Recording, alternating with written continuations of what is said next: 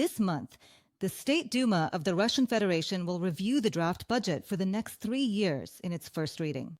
The Kremlin has called it stable and balanced, while global economists agree that this document has nothing to do with reality. They compare Russia's economy to an exhausted horse that simply refuses to move. Sanctions, the aftermath of strikes on oil refineries, a shortage of labor, and the lack of cutting-edge technology. Let's break down how all of this is played out. This week, the Russian Ministry of Finance released documents showing that Russia's budget deficit in 2025 will be 2.6% of GDP instead of the 1.7% forecasted in the spring. In simple terms, the government is spending more than it earns. And the budget gap has already grown by 1.5 times. This is the largest deficit in the past 5 years.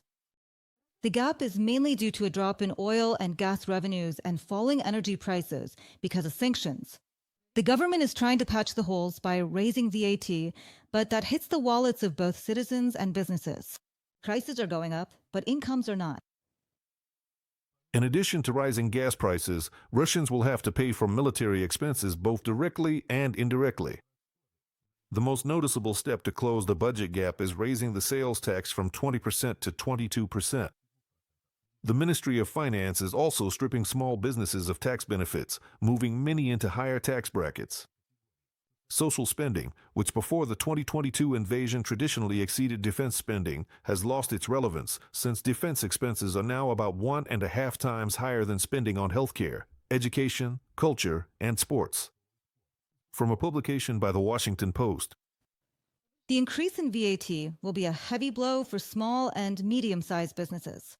The cost of goods and services will rise, margins will shrink, and many entrepreneurs, in order to survive, will go underground.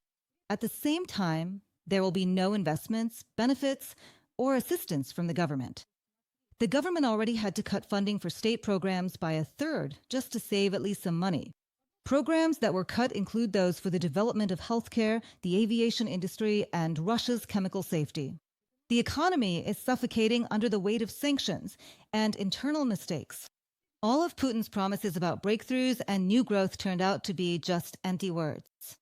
The country's economy is collapsing, and Russia might even find itself on the brink of default. Inside the country, crime has surged, and bulk inflation and public discontent have also increased sharply. NATO, which Putin used to scare people with, has expanded to include Sweden and Finland, while Russia has become a vassal of China and North Korea. This list of Putin's achievements could easily go on, but even this brief rundown clearly shows that in just 3 years, Putin has turned Russia into a paper bear. Worse yet, this paper bear is badly wounded, possibly mortally so. From a publication by The Hill. Here's just one example. Cut off from imports of new airplanes, spare parts, and maintenance, by 2030 Russian airlines could lose hundreds of airliners. This is reported by the Foreign Intelligence Service of Ukraine. Because of Western sanctions, maintenance of foreign equipment has become impossible. Some planes have simply been cannibalized for parts, while others they're trying to lease abroad. For old Soviet aircraft, Rosaviatsia is simply extending their service life up to 60 years. 109 foreign aircraft are being withdrawn from the fleets of Russian airlines, along with another 230 Soviet-made planes that are 40 to 60 years old. There are also plans to decommission more than 200 helicopters, most of which are Russian-made. Currently, Russian carriers have 1,135 aircraft. Of those, only 1,088 are actually flying. The rest have already been dismantled for parts. If this trend continues, Russia will lose almost half of its civil aviation fleet within 5 years. From a report by the Ukrainian Foreign Intelligence Service. There's no fuel. Please don't bang on the window, it won't make it appear. Well, announcements like this have popped up at gas stations in almost every region of Russia. Gasoline coupons and a limit of 30 and then 20 liters per car.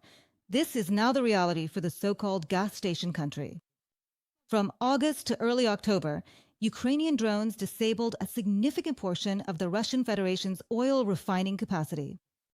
38% of the capacity is sitting idle.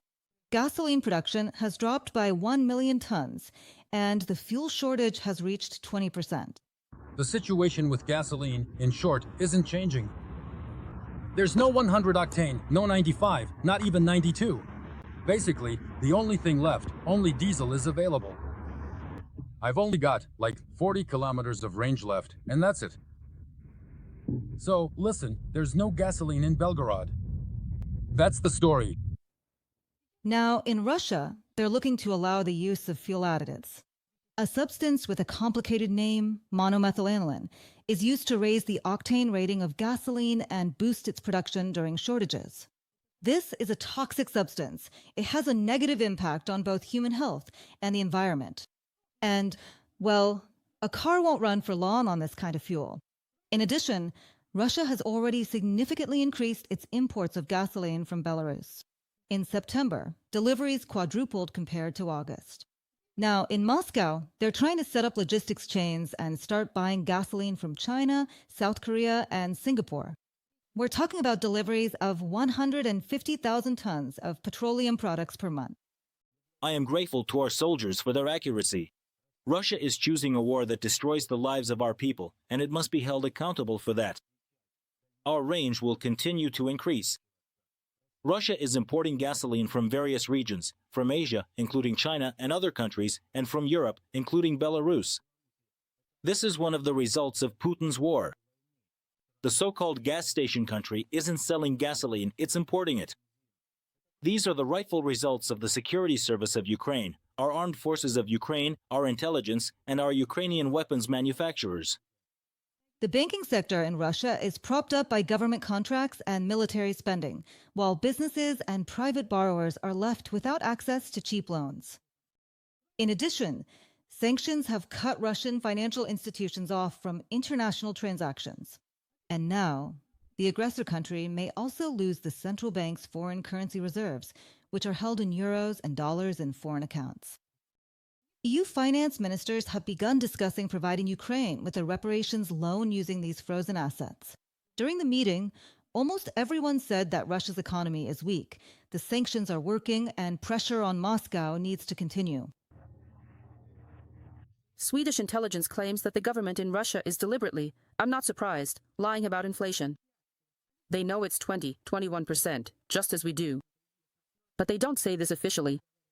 Why don't they do this?